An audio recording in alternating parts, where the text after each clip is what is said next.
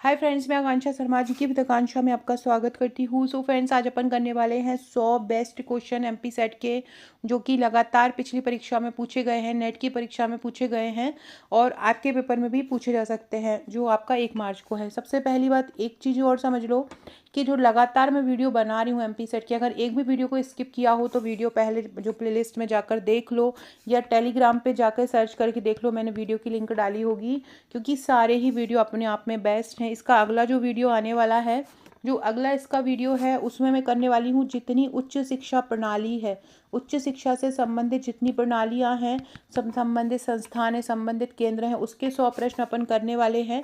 Second, दूसरा क्या करने वाले हैं, जितनी जो बौद्ध दर्शन प्रणाली है, बौद्ध शिक्षा प्रणाली है, उसके एमसीक्यू कराने वाली हूँ। तो ये सारे एमसीक्यू को अच्छे से घोंट कर पी जाओ, ये बहुत ही ज़्यादा इम्पोर्टेंट हैं।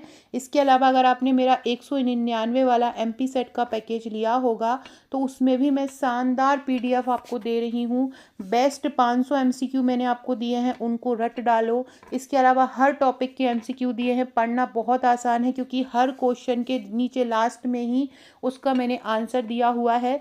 तो आप बिल्कुल अपना 2 घंटा भी दोगे ना, तो 2 घंटे में आपको पूरी की तरह से पूरा पीडीएफ के जो क्वेश्चन, एक बार आपने जैसे पूरी पीडीएफ को रिवाइज कर लिया विथ आंसर और फिर से आपने दोबारा से उसको वही किया, तो वो क्वेश्चन आपके क्या रहेंगे, माइंड में रहेंगे, क्योंकि 4 दिन बाद एग्ज़ाम है।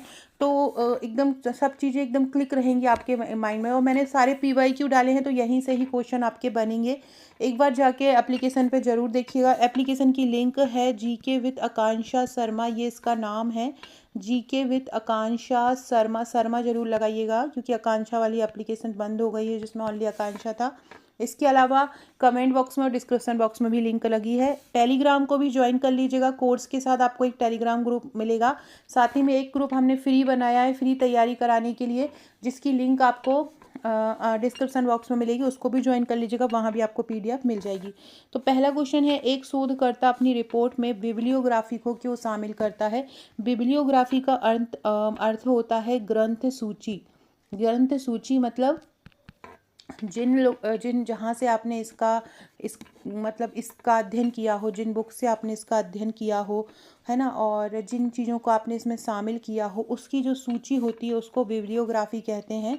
आगे की शोध में मदद के लिए इसको लिया जाता है, ताकि उसके कार्य की विश्वसनीयता, ईमानदारी और एकेडमिक गुणवत्ता बनी रहे। जैसे कि मैं आप लोगों के लिए अगर कोई आंकड़े पढ़ाऊँ और मैं आपको वहाँ पे ग्रंथ में सूची में लिख दूँ कि ये जो आंकड़ा है मैंने आर्थिक सर्वेक्षण 2024-25 से लिया है, तो आपको एकदम विश्वास हो जाएगा कि एकदम सटीक आंकड़ा। वही मैं बोलूँगी, कोई भी बुक का नाम ले दूँ जो बुक बिल्कुल रिलायबल नहीं है, तो आप लोग को विश्वास नहीं होगा। तो वही ग्रंथ सूची होती है, इसको बिब्लियोग्राफी कहते हैं, जो आगे की शोध में मदद करती है।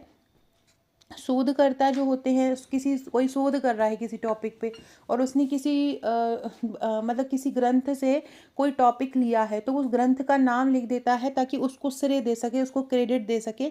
इससे यह स्पष्ट हो जाता है कि जानकारी कहाँ से ली गई है और कोई भी हिस्सा जो है साहित्यिक चोरी का नहीं है ना। तो ये इसको आगे मदद करता है, विश्वसनीयता बढ़ती है, पाठकों को विस्तृत जानकारी मिलती है, एक वेरिफिकेशन हो जाता है ना। और ये दर्शाता है कि शोधकर्ता ने अपने विषय पर कितनी गहराई से अध्ययन और खोजबीन किया है। तो क्या हो जाएगा, इसका आगे की शोध में मदद के लिए हो जाएगा। अगला है, निम्न में से कौन सा एक गैर सरकारी संगठन है शक्ति सालिनी। कौन सा एक गैर सरकारी संगठन है शक्ति सालिनी, एक गैर सरकारी संगठन है। क्या नाम है, शक्ति सालिनी। और शक्ति सालिनी दिल्ली में है, दिल्ली में स्थित एक गैर सरकारी संगठन है।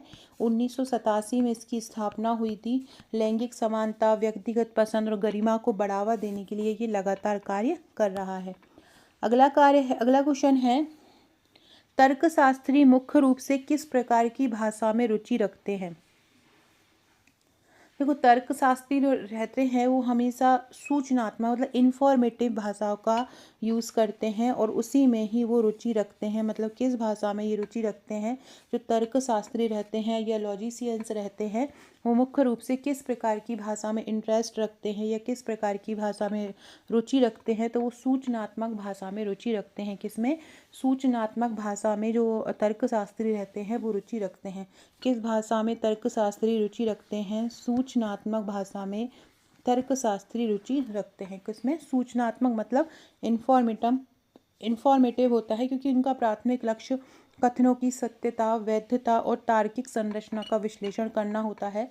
ये भाषा तथ्यों को स्पष्ट रूप से व्यक्त करती है, जिसमें डिडक्टिव रीजनिंग जो होती है या निगमनात्मक तर्क जो होता है वो आसान हो जाता है। तो तर्कशास्त्री किस प्रकार की भाषा में रुचि रखते हैं? सूचनात्मक भाषा में रुचि रखते हैं।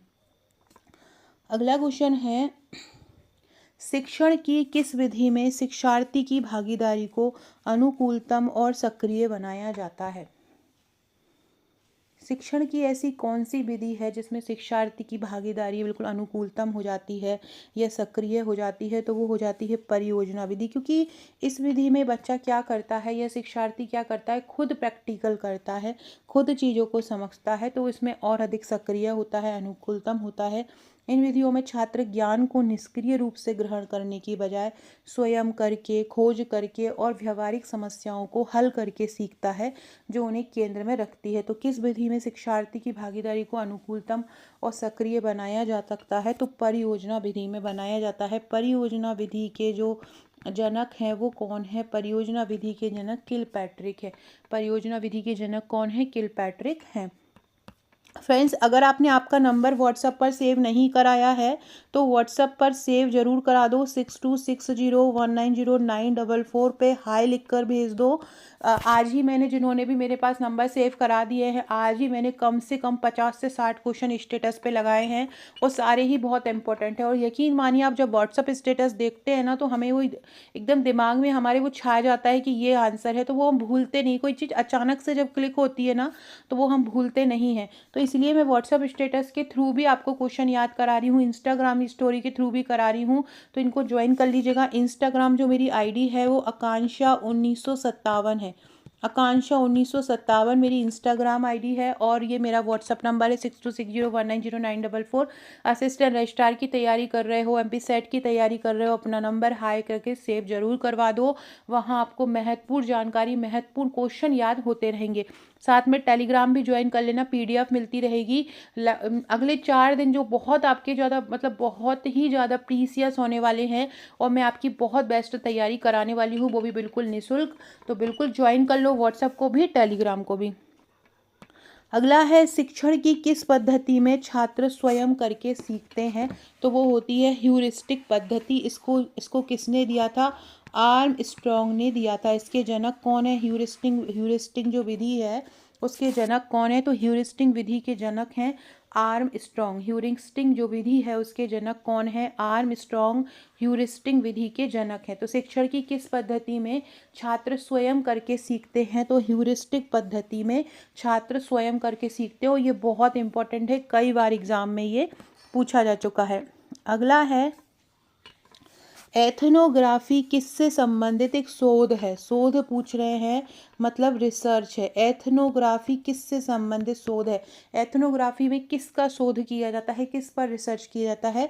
तो संस्कृति और लोगों के अध्ययन पर रिसर्च किया जाता है। एथनोग्राफी में किससे संबंधित शोध है? संस्कृति और लोगों का अध्ययन। एथनोग्राफी किससे संबंधित शोध है? तो संस्कृति और लोगों के अध्ययन पर का एक शोध है। संस्कृति और लोगों के अध्ययन का शोध क्या कहलाता है? एथनोग्राफी कहलाता है। एथनोग्राफी को हम क्या बोलते हैं? संस्कृति और लोगों के अध्ययन का शोध बोलते हैं। किसको? एथनोग्राफी को। अगला है, फिश वॉल तकनीक किस में उपयोग की जाती है? फिश वॉल एक तकनीक होती है, तो फिश बॉल तकनीक किस में उपयोग की जाती है? फिश वॉल जो तकनीक है वो कक्षा चर्चा में उपयोग की जाती है। एक प्रभावी चर्चा आयोजित करने के लिए इसका उपयोग किया जा सकता है। बोल सकते हैं ये एक संवादात्मक मेथड है, या हम इसको क्या बोलते हैं? ये एक संवादात्मक विधि है। याद रखना, किस में उपयोग की जाती है? कक्षा चर्चा में, विचारों के आदान प्रदान, टीम बैठक में, वर्कशॉप, शिक्षा और निर्णय लेने की प्रक्रियाओं में भाग लेने वाले लोगों को केंद्रित करने में ये मदद करती है, जिससे सभी को सुनने का भी और बोलने का भी अवसर मिलता है। इसमें 2 घेरे बनते हैं, 2 घेरे बनते हैं। और इसमें 3 से 6 लोग जो होते हैं चर्चा करते हैं इसके चारों ओर बैठकर, और बाहरी वृत्त में अन्य सभी लोग जो होते हैं बैठकर उनकी बातों को सुनते हैं। तो छात्रों के बीच एक कौशल विकसित करने के लिए ये बनाया जाता है। इसमें एक ओपन फेस वॉल, एक खाली कुर्सी होती है जिस पर बाहर से कोई भी चीज़ या क्लोज्ड जो फेस वॉल होती है वो शामिल होती है। पारंपरिक जो बातें करते हैं उसके कंपैरिजन में ये ज़्यादा केंद्रित होती है। ठीक है, तो याद रखना फिश वॉल तकनीक जो होती है वो किस पर बेस्ड होती है। तो फिश वॉल जो तकनीक होती है वो कक्षा चर्चा में संवादात्मक विधि पर बेस्ड होती है। अगला है, ई पाठशाला किसकी एक पहल है? ई पाठशाला को किसने आरंभ किया है? ई पाठशाला को भारत सरकार के जो शिक्षा मंत्रालय है, मतलब मिनिस्ट्री ऑफ एजुकेशन एंड राष्ट्रीय शैक्षिक अनु एवं प्रशिक्षण परिषद मतलब एनसीईआरटी द्वारा इसको आरंभ किया गया है। एनसीईआरटी की स्थापना 1961 में हुई थी। शिक्षा मंत्रालय कब बना था? 1947 में बना था। ये भी दोनों याद रखना।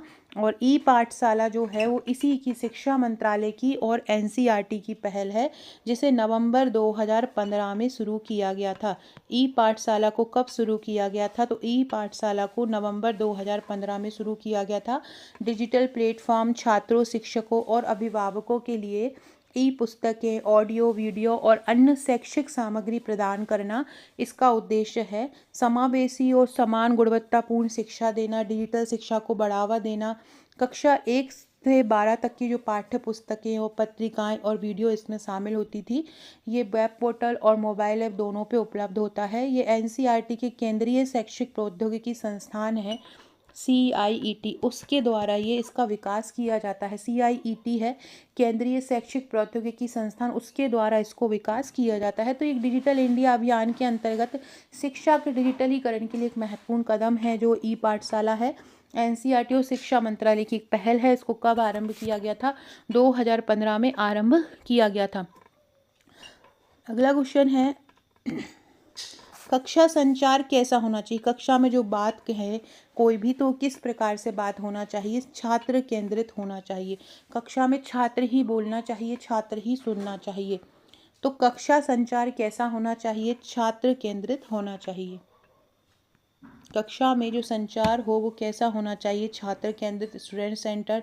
शिक्षण का मुख्य उद्देश्य छात्र की रुचि, जरूरत और सीखने की गति के अनुसार ज्ञान प्रदान करना होना चाहिए, ना कि केवल पाठ्यक्रम को पूरा करना। अगला है, शोध में वस्तुनिष्ठता का अर्थ क्या होता है? शोध में वस्तुनिष्ठता या ऑब्जेक्टिविटी का अर्थ होता है कि ये जो शोध लिया गया है हमने बिना किसी पूर्वाग्रह मानसिकता से ग्रस्त होकर बनाया है। मतलब हमने ये सोच के कि यहाँ पे ये होता ही है, पृथ्वी होती ही है, ऐसा किसी वैज्ञानिक ने सिद्ध कर दिया है तो ही हम कर रहे हैं, या हम किसी धर्म को लेकर या किसी पर्टिकुलर व्यक्ति को लेकर कोई किया जा रहा है, किसी पर्टिकुलर जगह को लेकर किया जा रहा है, उस जगह के ऊपर कुछ मान्यताएं हैं, तो वो शोध में नहीं सोचना है। किसी भी तरह से पहले से कुछ हमें सोच के नहीं रखना है। शोध करना है, प्रैक्टिकल करना है, जो चीज़ सच में ही ऑथेंटिक हो उसी पे ही शोध करना है। तो किसी भी व्यक्तिगत पूर्वाग्रह से मुक्ति को ही हम क्या बोलते हैं? शोध में वस्तुनिष्ठता बोलते हैं। तो शोध में वस्तुनिष्ठता का अर्थ क्या होता है? व्यक्तिगत पूर्वाग्रह से मुक्ति हो जाता है। अगला है, शिक्षण की डिस्कवरी मेथड के प्रणेता। शिक्षण की डिस्कवरी विधि के प्रणेता कौन थे? शिक्षण की डिस्कवरी मेथड आई थी जिसको हम खोज अधिगम भी बोलते हैं। इसके प्रणेता हैं जेरोम ब्रूनर। इसको हम क्या बोलते हैं? ये एक अमेरिकी वैज्ञानिक हैं, अमेरिकी वैज्ञानिक हैं ये, और इन्होंने ही शिक्षण की डिस्कवरी विधि दी। डिस्कवरी विधि शिक्षण की किसने दी है? जेरोम ब्रूनर ने दी है। ये अमेरिकी वैज्ञानिक हैं। इन्होंने 1960 के दशक में इस सिद्धांत को प्रतिपादित किया और लोकप्रिय बनाया। ये एक सक्रिय पूछताछ आधारित और रचनात्मक अधिगम सिद्धांत होता है। इसमें शिक्षार्थी शिक्षक से निष्क्रिय ज्ञान प्राप्त करने की बजाय खुद तथ्यों की खोज करते हैं, है ना। इसमें शिक्षार्थी क्या करता है? शिक्षक से निष्क्रिय ज्ञान प्राप्त करने की बजाय क्या करता है? खुद ही तथ्यों को खोजने लगता है ना। ब्रूनर का मानना था कि छात्र करके सीखने के माध्यम से सबसे अच्छी तरीके से सीखते हैं। उनका जो सिद्धांत था, उन्होंने अपनी एक पुस्तक भी लिखी थी। उस पुस्तक का नाम था द प्रोसेस ऑफ एजुकेशन। उनकी पुस्तक का नाम क्या था? उनकी पुस्तक का नाम था द प्रोसेस ऑफ एजुकेशन था उनकी पुस्तक का नाम। तो शिक्षक की जो डिस्कवरी विधि थी उसके रचयिता कौन थे? जेरोम ब्रूनर थे। और इनकी जो पुस्तक थी उसका नाम क्या था? द प्रोसेस ऑफ एजुकेशन इनकी पुस्तक का नाम था। क्या था इनकी पुस्तक का नाम? द प्रोसेस ऑफ एजुकेशन इनकी पुस्तक का नाम था, जो कि सक्रिय अधिगम पर जोर देता है। तो शिक्षण की जो डिस्कवरी विधि है, या इसको हम इंग्लिश में हिंदी में बोलते हैं खोज अधिगम है, उसको किसने दिया था? जेरोम ब्रूनर ने दिया था। अगला है, देखो ये नाम याद रखना, प्लेगियरिज्म। इसका मतलब होता है कि कभी भी अगर कोई शोध कर रहा है तो किसी दूसरे का डाटा अपने में नहीं डालना है, और अगर डाल रहे हो तो नाम बता के डालो, उसको क्रेडिट दो। और बिना नाम बताए उसका डाटा है, उसने शोध किया है और आप अपना नाम दे के बता रहे हो, तो वो क्या हो जाएगा? वो शोध साहित्यिक चोरी हो जाएगी, जिसको हम प्लेगियरिज्म बोलते हैं। अब क्वेश्चन क्या पूछ रहा है? शोध नैतिकता का संबंध किससे नहीं है? डेटा की गोपनीयता से। बिल्कुल है, सही है। अपने डेटा की गोपनीयता को बनाए रखना चाहिए, प्राइवेसी बना के रखना चाहिए। साहित्यिक चोरी से बचाव भी नैतिकता के अंतर्गत आता है कि किसी की साहित्य का चोरी नहीं करना चाहिए, किसी दूसरे की मेहनत को अपना नाम नहीं देना चाहिए। व्यक्तिपरक विश्लेषण ये इसके अंतर्गत, शोध नैतिकता के अंतर्गत नहीं आता। ईमानदारी भी आ जाता है, तो इसका व्यक्तिपरक विश्लेषण इसका आंसर हो जाएगा। ये नेट के एग्जाम में 2015-16 में ये क्वेश्चन पूछा गया है, ये बहुत ज़्यादा इंपॉर्टेंट क्वेश्चन है। अगला है, सतत विकास लक्ष्यों की संख्या कितनी है? सतत विकास लक्ष्य के अंतर्गत टारगेट कितने हैं? देखो, सतत विकास लक्ष्यों की संख्या जो है संख्या 17 है, और जो इसके टारगेट हैं मतलब उद्देश्य, टारगेट मतलब उद्देश्य कितने हैं? 169 है। दोनों ही याद रखना। सतत विकास लक्ष्य की संख्या कितनी है? तो सतत विकास लक्ष्य की संख्या 17 है। सतत विकास लक्ष्य की संख्या कितनी है? 17 है। और इसके उद्देश्य कितने हैं? इसके उद्देश्य 169 है। संख्या कितनी है? 17 है। उद्देश्य कितने हैं? 169 है। दोनों ही बहुत महत्वपूर्ण है, याद रखना। सतत विकास लक्ष्य की संख्या 17 है और उद्देश्य कितने हैं? 169। सतत विकास लक्ष्य कब आए थे? 2015 में। और इनका उद्देश्य, इन लक्ष्यों को कब तक पाना है? 2003 तक इन लक्ष्यों को पाना है। कौन इसको जारी करता है? UNDP, united nation development programme जो है वो इन लक्ष्यों को, इनको निर्धारित करने के लिए इन्हीं के सहयोग से इनको अपनाया गया था। उद्देश्य है देश में गरीबी, जलवायु असमानता को, परिवर्तन को समाप्त करना। समय सीमा 2030 है। मुख्य उद्देश्य है किसी को भी पीछे ना छोड़ना। इसमें गरीबी का अंत, जीरो भूख की समाप्ति, स्वास्थ्य, शिक्षा, लैंगिक समानता, स्वच्छ ऊर्जा जैसे मुख्य विषय इसमें शामिल हैं। मैंने इन सतत विकास लक्ष्य के जो 17 टारगेट हैं उसको ट्रिक से भी याद करवाया है। अब मैं उसकी लिंक आपको कमेंट बॉक्स में डाल दूंगी, तो देख लेना। उससे आपको पूरे 17 लक्ष्य जो है, किसमें, पहले में गरीबी है, दूसरे में भुखमरी है, तीसरे में स्वास्थ्य है, चौथे में शिक्षा है, पाँचवें में लैंगिक असमानता है, छठवें में स्वच्छ जल है, सातवें में स्वच्छ ऊर्जा है। ये सारा मैंने वहाँ पे करवाया है, ट्रिक से याद करवाया है। तो आप लोग वहाँ पे जाके ट्रिक्स जरूर से याद कर लीजिएगा, तो कभी भी नहीं भूलेंगे। हर एग्ज़ाम का ये प्रश्न है, चाहे आप किसी भी एग्ज़ाम की तैयारी कर रहे हो। देखो, जब सतत विकास लक्ष्य आए थे 2015 में, उसके पहले मिलेनियम लक्ष्य चल रहे थे। मिलेनियम विकास लक्ष्य क्या है? मिलेनियम विकास लक्ष्य को हम बोलते हैं सहस्त्राब्दी लक्ष्य। इसको बोला जाता है MDG, मिलेनियम डेवलपमेंट गोल। ये कब आए थे? ये 2000 में आए थे। कब तक के लिए आए थे? 2015 तक के लिए। तो ये 2000 से 2015 के लिए लाए गए थे। ये इन, जैसे इसमें 17 लक्ष्य है ना, ऐसे ही इसमें 8 लक्ष्य दिए गए थे। इन लक्ष्यों का उद्देश्य था भूखमरी बीमारी को समाप्त करना। और अब इसको सतत विकास लक्ष्य के तहत जो है रिप्लेस कर दिया गया है। 2015 के बाद जब ये ख़त्म हो गया था, 2015 तक क्या था जो MDG, तो 2015 से SDG को आरंभ कर दिया गया था। इसमें 8 लक्ष्य हैं और टारगेट कितने हैं? टारगेट इसमें 21 हैं और इसमें संकेतक कितने हैं? 60 हैं। संकेतक कितने हैं? 7 हैं। जबकि सतत विकास लक्ष्य में संकेतक कितने हैं?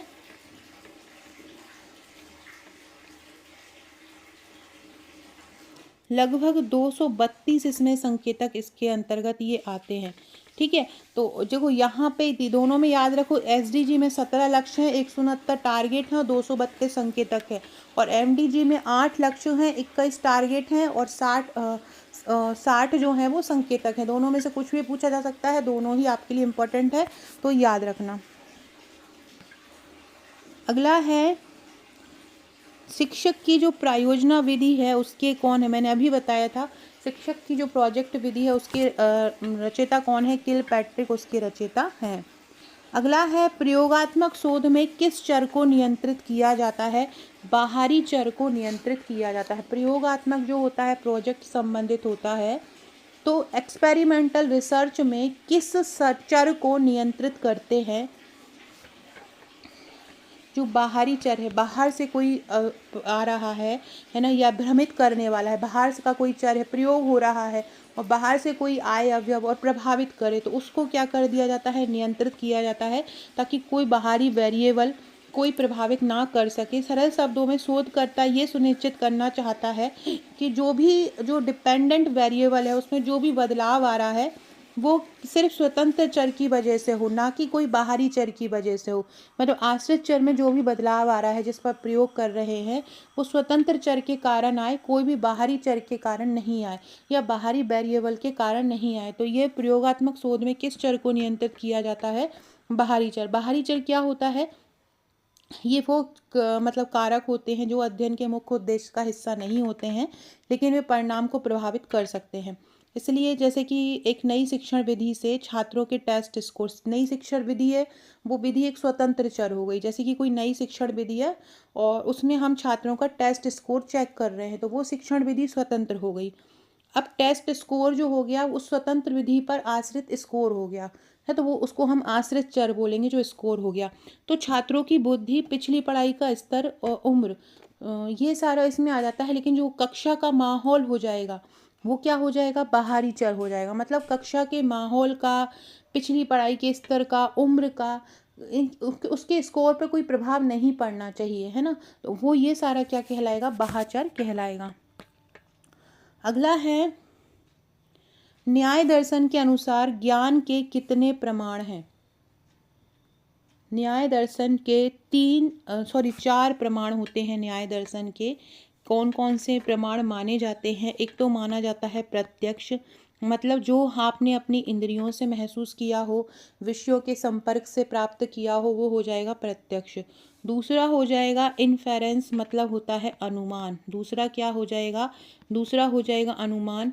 लिंग के माध्यम से, मतलब साधन के माध्यम से किसी साध्य की प्राप्ति। यही इस प्रकार के क्वेश्चन के लिए एक अलग से वीडियो लेके आऊँगी जिसमें ये पूरे दर्शन वाले क्वेश्चन आपको करवा दूंगी, है ना। बाकी मैंने जो एप्लीकेशन पे 199 वाले कोर्स में डाल दी है पीडीएफ, फिर भी बोलूँगी अगर ले सकते हो तो लेकर रट डालो। तो न्याय दर्शन के अनुसार ज्ञान के कितने प्रमाण हैं, एक है प्रत्यक्ष, एक है अनुमान, दूसरा है उपमान। उपमान क्या होता है, सादृश्य, मतलब समानता के आधार पर ज्ञान। उपमान क्या होगा, सादृश्य या समानता के आधार पर ज्ञान को हम क्या बोलेंगे, उपमान बोलेंगे। और शब्द क्या हो जाएगा, शब्द वो हो जाएगा विश्वसनीय व्यक्ति या वेद का वाक्य। इन चारों के अलावा अन्य प्रमाणों का इन्हीं 4 में समावेश करके खंडन किया गया है। तो प्रत्यक्ष, अनुमान, उपमान और शब्द, प्रत्यक्ष हो गया, अनुमान हो गया, उपमान हो गया और शब्द हो गया, यही न्याय दर्शन के अनुसार ज्ञान के प्रमाण हैं। अगला है टीचिंग एप्टीट्यूड। शिक्षण अभिवृत्ति का अर्थ क्या होता है, इसको हम क्या बोलते हैं, किसको शिक्षण अभिवृत्ति बोलते हैं। शिक्षा के प्रति शिक्षक की रुचि और क्षमता।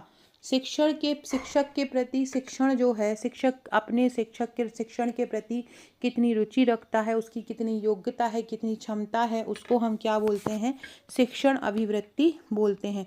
अगला है शोध में सैम्पलिंग का अर्थ क्या होता है। शोध में सैम्पलिंग मतलब हमने कोई एक पार्ट में, हमने किसी एक सिलेक्टेड, हमको किसी जनसंख्या पर काम करना है, तो हमने उस जनसंख्या के कुछ अंश ले लिए, उसको हम बोलते हैं सैम्पलिंग, मतलब नमूना। तो जनसंख्या से एक छोटा सा प्रतिनिधि समूह चुनना क्या कहलाता है, शोध में सैम्पलिंग कहलाता है।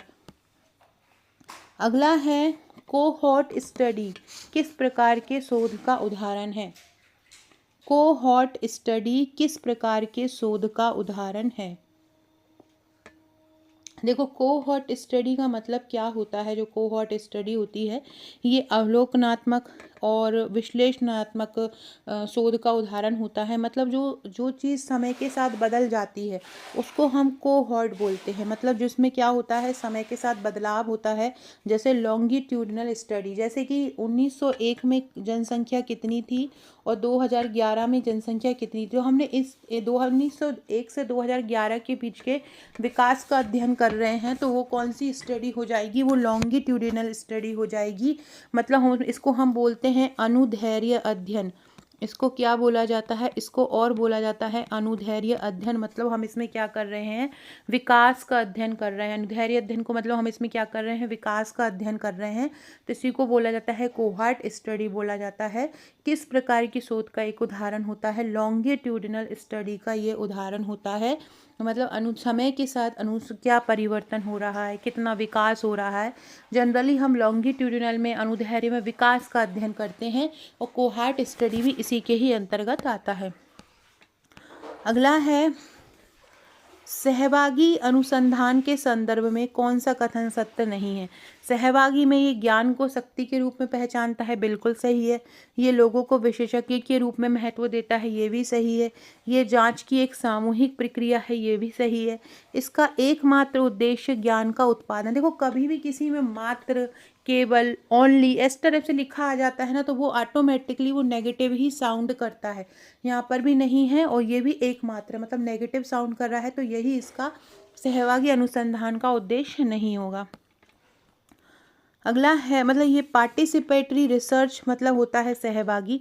इसका उद्देश्य सिर्फ ज्ञान उत्पादन नहीं होता है, बल्कि सामूहिक क्रिया और सशक्तिकरण भी होता है। फ्रेंड्स, अगर आप असिस्टेंट रजिस्ट्रार की तैयारी कर रहे हैं और आप एक ऐसा कोर्स चाहते हैं जहां बहुत ही शानदार तरीके से हस्तलिखित नोट्स, व्यवस्थित तरीके के नोट्स आपको मिल जाएं, जो कि बुक जैसे लेंदी फॉर्म में नहीं हो और बहुत इजी लैंग्वेज में हो, तो आप हमारे असिस्टेंट रजिस्ट्रार के ये कोर्स परचेस कर सकते हैं। हमारे असिस्टेंट रजिस्ट्रार के 4 कोर्सेज हैं, जिसमें आपको अलग अलग तरीके का वेरिएंट मिल जाएगा। जो आपका पसंद हो आप वो कोर्स ले सकते हैं। जैसे कि अगर आपको मेरी क्लास पसंद है लेकिन आपको पार्ट ए नहीं लेना है, पार्ट ए आपका एमपी वाला तैयार है, तो आप हमारा ये 799 वाला टारगेट बैच ले सकते हैं। इसमें पार्ट बी की क्लास भी आपको मिल जाएंगे और पार्ट बी के नोट्स भी आपको मिल जाएंगे और इसमें एमसीक्यू भी मिल जाएगा, प्लस एक पेड आपको टेलीग्राम, 2 टेलीग्राम ग्रुप मिलेंगे। एक प्रैक्टिस के लिए मिलेगा और एक टेस्ट के लिए मिलेगा, जिसमें हर संडे टेस्ट होता है। जो भी आपने पिछले वीक में पढ़ा हुआ होता है, तो सैटरडे आपको रिवीजन दिया जाता है और संडे आपको टेस्ट होता है। जो भी आपने मंडे से फ्राइडे पढ़ा होता है उसका संडे को टेस्ट होता है और बहुत शानदार तैयारी इसमें कराई जाती है। तो और साथ में हर टॉपिक के एमसीक्यू भी दिए जाते हैं। तो आप ये हमारा बैच ले सकते हैं, डेमो डला हुआ है एप्लीकेशन पर। ये हमारा सुपर 100 है, ये हमारा सबसे बेस्ट बैच है। इसमें सब कुछ मिलने वाला है आपको। पार्ट ए भी मिलने वाला है, पार्ट बी भी मिलने वाला है, टेस्ट भी इसमें मिलने वाले हैं, हर टॉपिक के आपको एमसीक्यू भी मिलने वाले हैं, हर टॉपिक के पीवाईक्यू भी मिलने वाले हैं, क्लास भी मिलने वाली है और एमपी का जो क्लास है वो ट्रिक के साथ मिलने वाली है। तो याद करने का झंझट ही खत्म है। तो आप हमारा ये बैच भी ले सकते हैं। अगर जैसे आपको मेरी क्लास नहीं है पसंद, आपको केवल नोट्स लेना है और एमसीक्यू लेना है, तो आप 499 में पार्ट बी के नोट्स और एमसीक्यू ले सकते हैं। और ये हमारा एमसीक्यू क्वीन है, इसका चार्ज 199 रुपये है। इसमें आपको पार्ट बी के एमसीक्यू मिल जाएंगे। जितना ज़्यादा प्रैक्टिस कर पाओ तो आप इससे प्रैक्टिस भी कर सकते हो। तो ये हमारे कोर्सेज हैं। ये इस प्रकार से, ये नोट्स बैच है, ये सहायक कुल सुपर 100 बैच है, ये टारगेट बैच है, ये जो है हमारा एमसीक्यू कोर्स क्वीन बैच है। तो आप अपने हिसाब से इनको परचेज कर सकते हैं। अगला क्वेश्चन है, यदि हमें किसी भी रिसर्च का प्रबंधन करना हो, कंट्रोल करना हो किसी भी प्रबंध का या थीसिस का, तो उसका अंतिम चरण क्या होता है? उसका अंतिम चरण होता है संदर्भ सूची। संदर्भ सूची जिसको हम बोलते हैं बिब्लियोग्राफी, जो अपन पढ़ चुके हैं अभी, वही शोध प्रबंधन का अंतिम चरण होता है। अगला है, जो मात्रात्मक शोध होता है उसको क्या बोला जाता है? उसको बोलते हैं हम प्रत्यक्षवादी दृष्टिकोण, क्वांटिटेटिव शोध हम इसको बोलते हैं। तो मात्रात्मक शोध को और क्या बोला जाता है?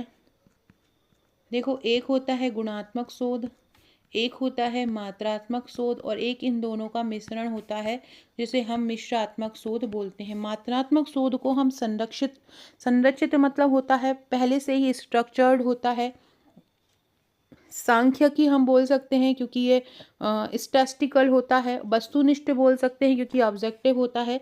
इसे प्रयोगात्मक या वर्णनात्मक शोध भी कहा जाता है और ये डायरेक्ट इसमें शोध किया जाता है, तो इसलिए इसको प्रत्यक्षवादी दृष्टिकोण भी इसको बोला जाता है। तो मात्रात्मक अनुसंधान क्या कहा जाता है? प्रत्यक्षवादी दृष्टिकोण मात्रात्मक शोध को कहते हैं। अगला है अनुसंधान डिज़ाइन क्या है? तो किसी भी शोध प्रक्रिया का एक ढांचा बनाना, उसकी एक ब्लूप्रिंट निकालना, उसको वही उसका डिज़ाइन होता है। किस तरह से इस पूरा का पूरा शोध किया जाएगा, कहाँ पे क्या होगा, कहाँ पे किस तरह की चीज़ों को लिखा जाएगा, ये सब चीज़ें जो होती हैं वो अनुसंधान डिज़ाइन के अंतर्गत आ जाती हैं। तो अनुसंधान डिज़ाइन क्या होता है? एक शोध प्रक्रिया का खाका या ढांचा होता है।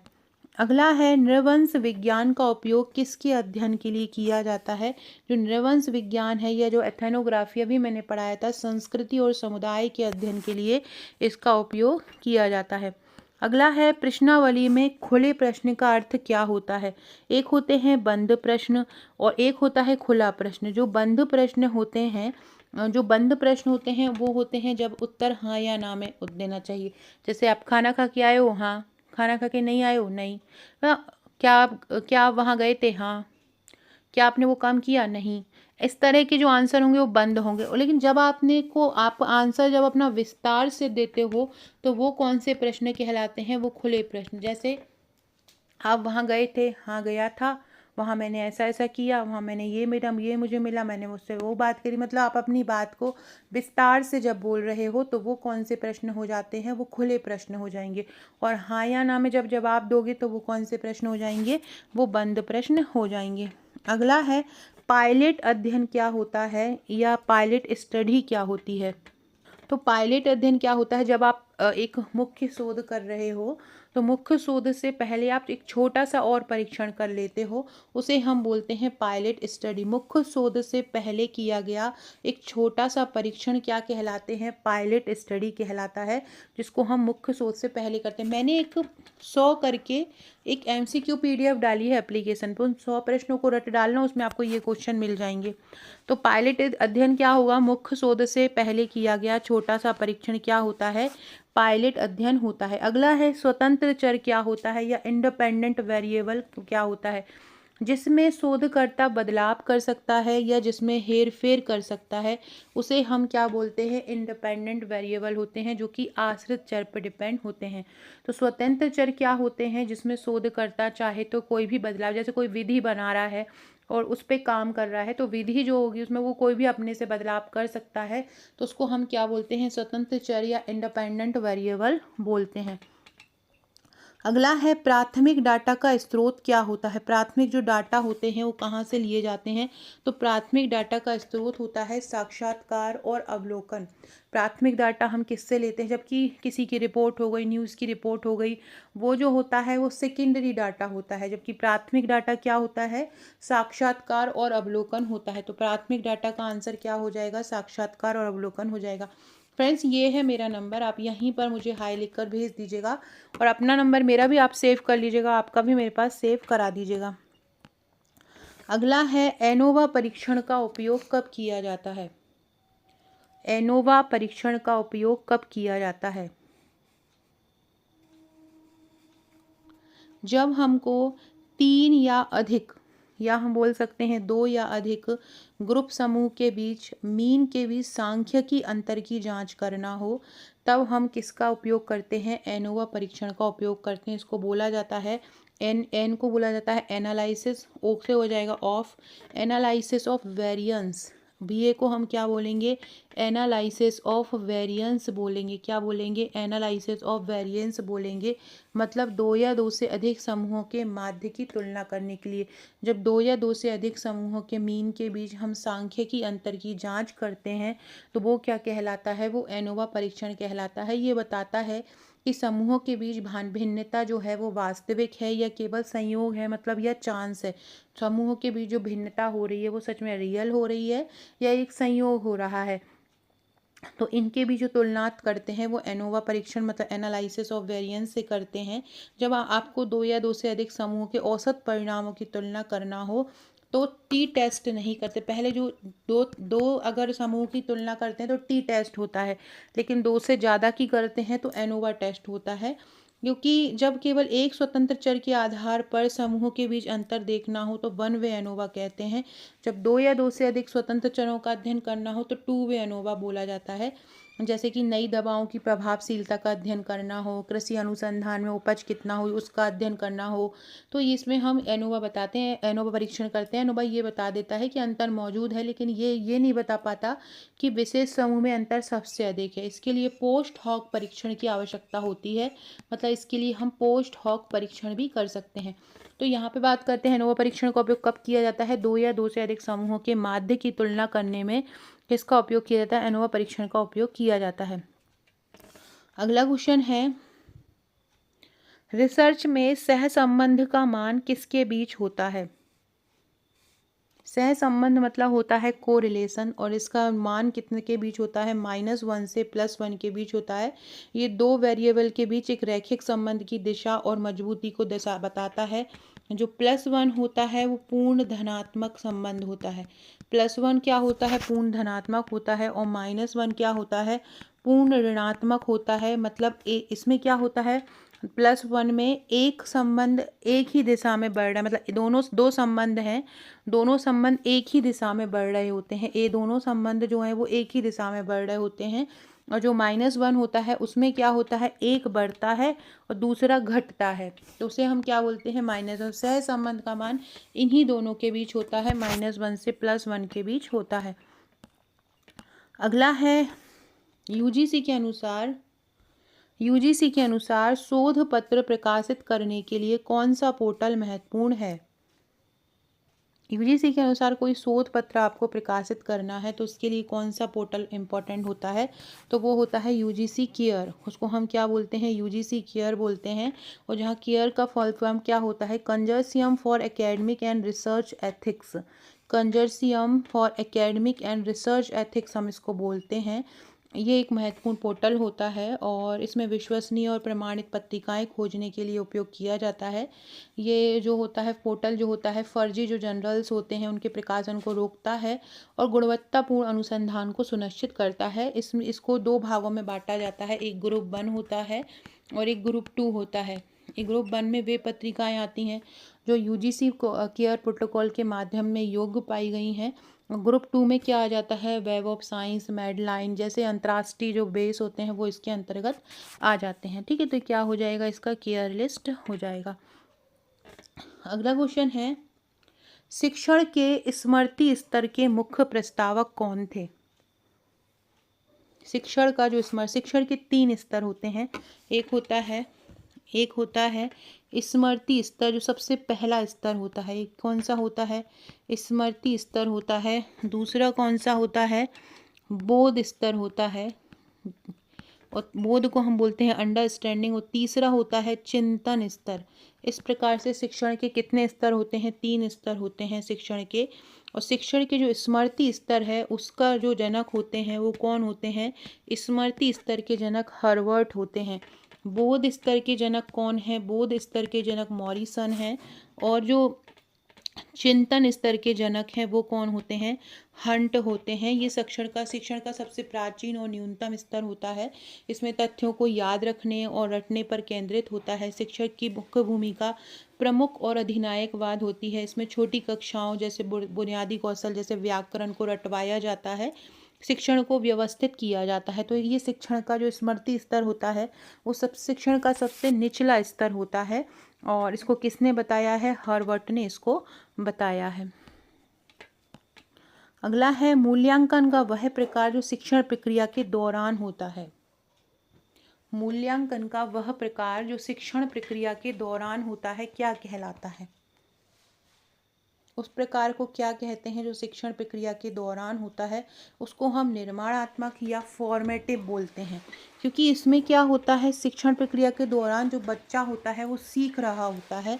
ये क्या होती है, एक सतत चलने वाली प्रक्रिया होती है, कंटिन्यूअस ये चलती है, जो छात्रों की प्रगति की जांच करती है उन्हें तत्काल फीडबैक प्रदान करती है। कक्षा चर्चाओं, क्विज और असाइनमेंट के माध्यम से की जाती है। सीखने की प्रक्रिया के दौरान कमजोरियों की पहचान करता है, सुधार करता है। तो ये पाठ्यक्रम के दौरान लगातार चलता है, ना कि मतलब ऐसा नहीं केवल अंत में चले, शुरू से ही चलता है। और ये शिक्षकों को शिक्षण विधियों में सुधार की भी बात करता है कि और पढ़ाई में बदलाव करने में भी मदद करता है। इसका उदाहरण हम बोल सकते हैं जैसे कि प्रश्नोत्तरी है, प्रश्नोत्तरी इसके अंतर्गत आ जाता है। कक्षा में चर्चा इसके अंतर्गत आ जाता है। फीडबैक जो होता है, फीडबैक भी इसके अंतर्गत आ जाता है। तो ये सारे जो होते हैं वो इसके अंतर्गत आ जाते हैं, फॉर्मेटिव के अंतर्गत आ जाते हैं। तो ये क्या कहलाता है, मूल्यांकन का ऐसा ही प्रकार होता है जो कंटिन्यूअस चलता है। सो फ्रेंड्स, ये था हमारा आज का वीडियो। ऐसा है वीडियो पसंद आया होगा। इसके आगे के क्वेश्चन जो है मैं अगली वीडियो में लेके आऊँगी। इसके अलावा और भी बहुत सुंदर सुंदर टॉपिक लेके आने वाली हूँ। व्हाट्सअप ग्रुप अपना नंबर सेव करा देना, टेलीग्राम को ज्वाइन कर लेना, जिससे आपको सारी वीडियो जो सारी जानकारी जो है आपको मिलती रहे। Okay friends, thank you.